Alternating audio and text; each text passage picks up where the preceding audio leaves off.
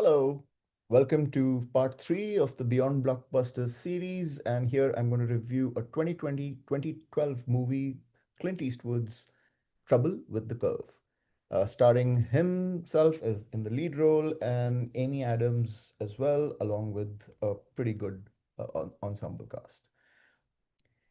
Clint Eastwood plays the same character that he did so well in Gran Torino just 4 years prior to this one, which is the angry, upset, grumpy, swearing, profane, feisty old man. And he works as a baseball scout for one particular baseball company, uh, uh, for a particular team, reports or works with John Goodman and is responsible for picking their top picks for the next year draft, etc., etc. Uh, just as an aside, I don't like baseball. I'm a person, by the way, who can watch every ball of a 5 day cricket test match, but baseball is not my cup of tea. And the good news is you don't need to know anything about baseball to kind of watch or appreciate this movie. I mean, just need to know that there's a batter and a pitcher, and that's pretty much it. But in any case, this is Clint Eastwood, baseball scout. And just to give you an idea of what his personality is like, Gus, you home? No. I guess that means I can come in. Damn it. Son of a bitch. Some new kind of style I'm not up on? That's Fang Schmei. Don't you know anything? Amy Adams is his daughter and works in the city, has flown down because she hears her dad's not well. John Goodman's given her a call and she arrives unannounced. And uh, any good sports movie, according to me, needs to have at least one alternate subplot because it has to be a lot more about versus your favorite player or your favorite team or etc. etc. For example, remember the Titans had racism, escape to victory, obviously had the allies versus the enemies, the evil enemy. Here, it's not one subplot, but a string of a few. And the first one is obviously this father daughter relationship with lots of unresolved issues, giving you a. You sent me away. Only a coward leaves their kid. Well, you don't know half of what you think you do. Just know you're not alone. Hey, you want to dance? Not really. Well, one dance. It wouldn't hurt anything. All right. Get out of here before I have a heart attack trying to kill you. The second subplot is Amy's work, where she's due for this big thing meeting. She's struggling to get selected for that role. And now, suddenly, in the midst of all that, she's having to kind of fly back. And this is to give you a sense of what kind of pressure she faces at work.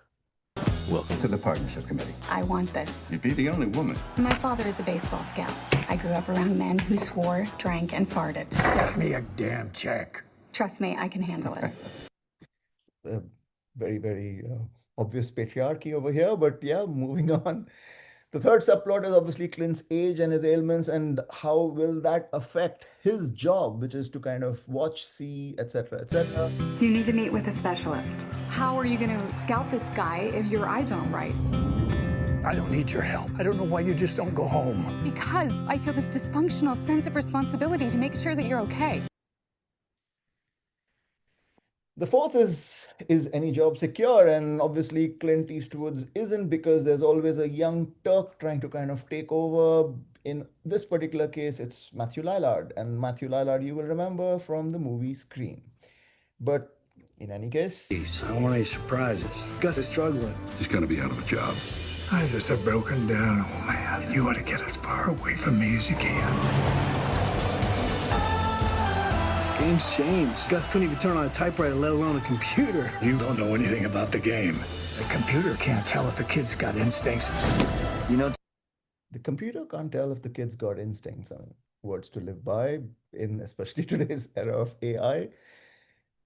The fifth subplot involves this very entitled white kid with his dad and the mom and the whole support thing, and everybody thinks he's the next thing, and the whole hoopla around that with posters and everything at young league games, etc., etc. And obviously, is he not, etc., is part of the debate. For a very little period, we see also Jay Galloway, which is a young kid who's kind of born on the wrong side of the tracks, and how does that kind of turn out? And finally, for those looking for their spot of romance, we have Justin Timberlake. What do you think about dinner? You mean together? It's a little forward, don't you think? But yeah, if you're asking me out, I accept. So there we have baseball. We have a young guy trying to take over this old man's job. We have a father-daughter thing. We have age catching up, a touch of romance, and then like a kid, whether is he the next big thing or not, etc. And the whole movie is around how does it all kind of come together. Like I said, 2012 movie, Clint Eastwood doing what he does best. Amy Adams shines in this role as a sensitive daughter. And do watch it and let me know what you think. Thank you.